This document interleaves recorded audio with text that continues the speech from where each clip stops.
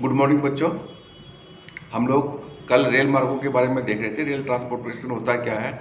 और rail transportation के बारे में हमने देखा था कि टोटल रेलवे मार्ग हैं जो हमारे रेलवे डिविजन्स हैं उसको 17 भागों में डिवाइड किया गया है। और 17 भागों में जैसे उत्तर रेलवे, दक्षिणी रेलवे, मध्य रेलवे, ऐसे करके 17 भाग इसके डिवाइड किए गए थे। 17 खंड है इसके, और 17 खंड आपके लिए जीके के लिए इम्पोर्टेंट है। इसके बाद में हमने देखा था कि रेलवे लाइन के बीच की दूरियाँ कितनी होती हैं। जो दो पटरियां होती हैं जिसके ऊपर ट्रेन दौड़ती है, उसके बीच की दूरियां कितनी होती हैं। तो इसका हमने देखा था कि टोटल रेलवे लाइन है उसको हम लोग 4 भागों में दूरी के आधार पर, बीच में गैप के आधार पर हम डिवाइड कर सकते हैं। सबसे पहले है ब्रॉड गेज। जो हमारी ब्रॉड गेज है वो हमारे टोटल रेलवे लाइन का 85.57% के करीब एरिया कवर करती हैं। और इसकी दूरी जो टोटल ट्रेन की लंबाई है इसकी है 57,651 किलोमीटर। और जो जो ब्रॉड गेज के बीच की दो लाइनों के बीच की दूरी होती है वो दूरी होती है 1676 मिलीमीटर। तो ये ब्रॉड गेज है जो काफ़ी आजकल पूरे इंडिया में मैक्सिमम यही चल रहा है। कहीं कहीं पहाड़ी एरिया वगैरह में काफ़ी जगह अभी भी मीटर गेज वगैरह चल रही है, तो उनके बारे में हम लोग देखते हैं। जो दूसरी प्रकार की लाइनें होती है मध्यम लाइन या मीटर गेज बोलते हैं। मीटर गेज के जो दो लाइनों के बीच की दूरी होती है वो है 1000 मिलीमीटर। और इसका टोटल लेंथ जो अभी रेलवे लाइन है उसमें 7180 किलोमीटर के अभी चालू हैं। ये मैक्सिमम पहाड़ी एरिया वगैरह में है ये। और ओनली 10.66% के करीब एरिया है ये कवर करती हैं जो मीटर गेज है। इसके बाद है छोटी लाइनें। छोटी लाइनें भी अभी तक कुछ शहरों में है, कुछ जगह है जो रिमोट एरिया है वहाँ भी छोटी लाइनें अभी विद्यमान हैं। और छोटी लाइनों में जो दो लाइनों के बीच की दूरी होती है वो 762 से 710 मिलीमीटर के करीब होती है। और अभी 2537 किलोमीटर का एरिया है, ये लंबाई है, अभी भी ये लाइनें पाई जाती हैं। और लगभग 3.7% के करीब ये परसेंटेज अभी भी बाकी है इंडिया में, और ये लाइनें अभी भी पाई जाती हैं। इसके बाद में जो आधुनिक रेलवे लाइन है जो कि अभी चल रही है, जिसको हम लोग मेट्रो कहते हैं। मेट्रो रेल भी काफ़ी इंडिया में अभी विद्यमान है। और मेट्रो रेल में जो ट्रेन के दो लाइनों के बीच की दूरियां होती है वो है 1435 मिलीमीटर। तो इसका अभी हमें डेटा हमें नहीं मिला है पूरा कि कितने किलोमीटर का एरिया ये कवर करती हैं और कितने परसेंट है ये। तो ये 4 प्रकार की लाइनें हैं जो कि आपको बताते हैं कि इंडिया में कितने प्रकार की ट्रेनें दौड़ती हैं और कितने भागों में इसको डिवाइड कर सकते हैं। काफ़ी इम्पोर्टेंट है, इसकी डेटा आप लोग याद कर लेना। डेटा काफ़ी इम्पोर्टेंट है इसके लिए, ये आपके जीके के लिए भी इम्पोर्टेंट है, ऊपर से ये आपके एग्ज़ाम पॉइंट ऑफ व्यू से भी काफ़ी इम्पोर्टेंट है। तो इसको आप लोग देख लेना। भारत का 85.57% से अधिक रेल मार्ग बड़ी लाइनें का है, जो कुल टन किलोमीटर का 85% है। ये मार्ग देश के नगरों के बंदरगाहों को जोड़ते हैं। जो मेन बड़े बड़े शहर हैं उनको ये जोड़ते हैं। और बंदरगाहों पर जहाँ पर सामान ले जाया जाता है, शिप से ढोया जाता है, उसका लिंकेजेज प्रदान करती है। वहाँ तक ये लाइनें बिछी हुई हैं। छोटी लाइन पर्वतीय क्षेत्रों तक ही सीमित है और इसके मार्ग की थोड़ी दूरी है और ये काफ़ी कम पाई जाती है।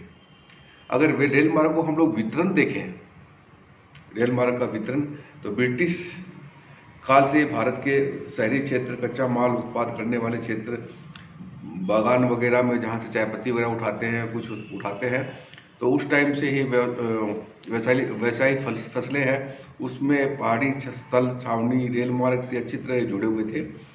इन रेल मार्गों का विकास संसाधनों के शोषण हेतु किया गया था, जैसे कोयला ढोना है, चाय पत्ती वगैरह बागान से उठाना है, और कच्चा माल जहाँ भी है वहाँ से उठाना है, तो उसके लिए छोटी लाइन का इस्तेमाल किया जाता था। स्वतंत्रता प्राप्ति के पश्चात रेल मार्गों का विस्तार अन्य क्षेत्रों में भी किया गया है और ये काफ़ी फैला था स्वतंत्रता के बाद में 1947 के बाद में। देश के रेल मार्गों की लंबाई का आधा भाग सतलुज गंगा के मैदान में अमृतसर से कोलकाता के बीच में पाया जाता है। समृद्ध कृषि, नगरीकरण व औद्योगिकरण केंद्र इस विकास के लिए उत्तरदायी है। जो हमारा इंडस्ट्रियल डेवलपमेंट है वो इस मार्ग से काफ़ी डेवलप हुआ है और लिंकेजेस प्रदान करता है। कटे फटे धरातल और जनसंख्या के माध्यम से घनत्व के कारण प्रायद्वीपीय भारत में रेल मार्ग घनत्व भी मध्यम दर्जे का ही पाया जाता है। दुर्गम हिमालय प्रदेश में उबड़ खाबड़ भूभाग, पिछली अर्थव्यवस्था तथा विरल जनसंख्या के कारण रेल मार्गों का जाल विरल है। तटीय मैदानों में रेल जाल उत्तरी मैदान की अपेक्षा कम और प्रायद्वीपीय पठार की अपेक्षा घन है, ज़्यादा पाया जाता है। वर्तमान भारत में कोंकण रेलवे विकास सर्वाधिक महत्वपूर्ण है। जो कोंकण रेलवे का विकास हुआ है, जो कि बॉम्बे से आगे जाता है, कोंकण रेलवे लाइन है, वो काफ़ी महत्वपूर्ण है। वो काफ़ी एक बड़ा अध्याय है जो कि हमारे इतिहास में जुड़ा है। यह रेल मार्ग भारत के पश्चिमी तट के साथ साथ मुंबई, मैंगलोर के बीच में सीधा संपर्क स्थापित करता है और ये घूमने के लिए और देखने के लिए काफ़ी अच्छा मार्ग है। काफ़ी हाइट पे बनाया गया है। इसके ब्रिजेस वगैरह देखने लायक होते हैं। इसमें सफ़र करने का आनंद ही कुछ और होता है। तो ये रेल मार्ग कोंकण रेलवे है जो काफ़ी अच्छा है। भारत के रेलवे मार्ग का अगर आधुनिकीकरण हम लोग देखें, मॉडर्नाइजेशन हम देखें, तो इसमें भी काफ़ी बदला हुआ स्वरूप हमें नज़र आता है। भारतीय रेल ने मीटर तथा नैरो गेज रेल मार्ग को बड़ी लाइन में बदलने के लिए व्यापक कार्यक्रम शुरू किए हैं। जो पहले मीटर गेज जो छोटी लाइनें हुआ करती थी, उसको बदलने के लिए काफ़ी बड़ा अभियान चलाया है रेलवे ने और ये काफ़ी प्रोग्रेस कर रहा है। वाष्प चालित इंजनों के स्थान पर डीजल और विद्युत इंजनों को भी लाया गया है। पहले आपको पता है कि कोयले के इंजन चलते थे, उसकी जगह अभी डीजल और बिजली के इंजन चलाए गए हैं, जो कि बहुत ही अच्छी स्पीड और बहुत ही ट्रेनों को अपने टाइम पर पहुंचाने में काफ़ी सहायक होते हैं। कोयले द्वारा चालित वाष्प इंजनों के प्रतिस्थापन से रेलवे लाइनों के पर्यावरण में काफ़ी सुधार आया है। उसमें काफ़ी कमियां थी, स्पीड भी कम थी, ऊपर से पॉल्यूशन भी था और हमारे कोयले का जो ईंधन है काफ़ी कॉस्टली पड़ता था। उसके बाद में काफ़ी विकास हुआ है इसका। इसके बाद कम खपत हुआ, अधिक अश्वशक्ति वाले इंजनों, आधुनिक किस्म के सुंदर और सुविधाजनक डिब्बों, पारदर्शी कंप्यूटरीकृत आरक्षण प्रणाली को कुशलतापूर्वक बढ़ाया गया है और रूट जहाँ जहाँ है वहाँ पर अच्छी अर्थव्यवस्था हमारे यहाँ जो है वो कायम की गई है। और ये केंद्र के अंदर में ये रेलवे लाइनें के जो रेल ट्रांसपोर्टेशन है केंद्र सरकार के अंडर में आती है और काफ़ी प्रोग्रेस कर रही है। कोंकण रेलवे 1958 में कोंकण रेलवे का निर्माण भारत की रेल एक महत्वपूर्ण उपलब्धि है। यह 760 किलोमीटर लंबा रेल मार्ग महाराष्ट्र में रोहा और कर्नाटक के मैंगलोर को जोड़ता है। यह रेल मार्ग 46 नदियों और धाराओं तथा 2000 पुलों एवं 91 सुरंगों को पार करता है। इस मार्ग का एशिया की सबसे लंबी 6.5 किलोमीटर की सुरंग भी इसी में है।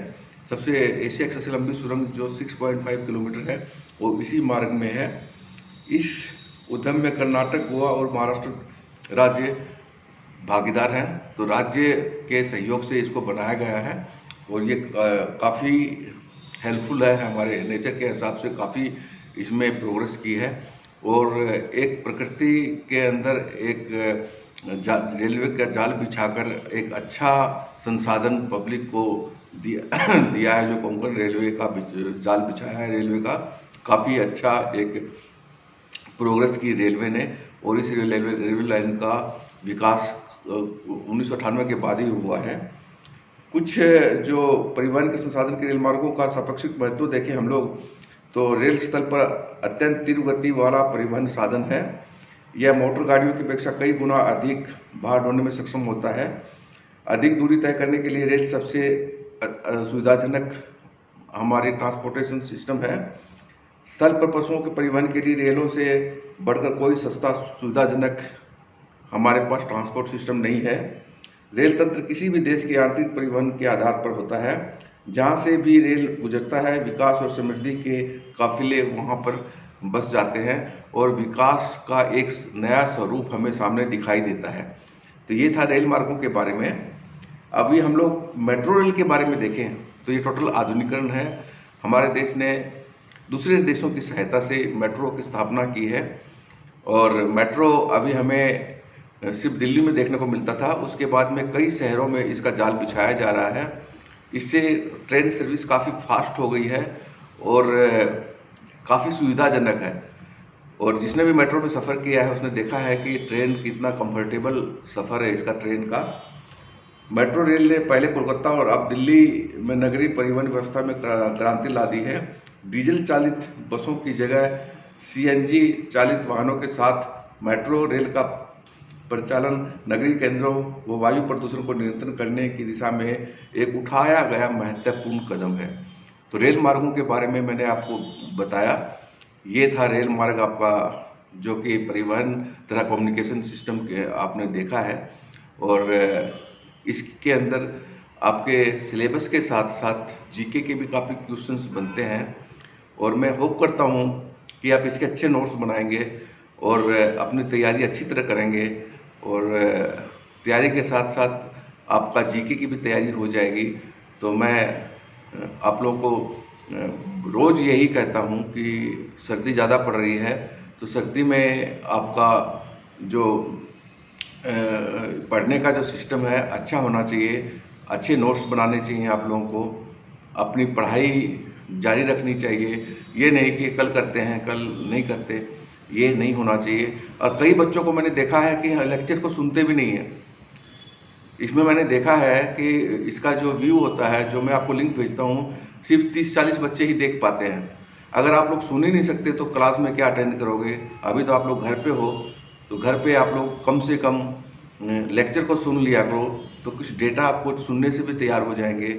अब जैसे रेलवे के जो लाइनों के बीच की दूरी है, ये कितने अच्छे डेटा हैं, अगर आप सुन लोगे तो भी आपको याद हो जाएगा। तो मैं होप करता हूँ कि बच्चे अपनी पढ़ाई अच्छी तरह करेंगे और जो ये डेटा है उनको अच्छी तरह तैयार करेंगे। Thank you very much, have a nice day.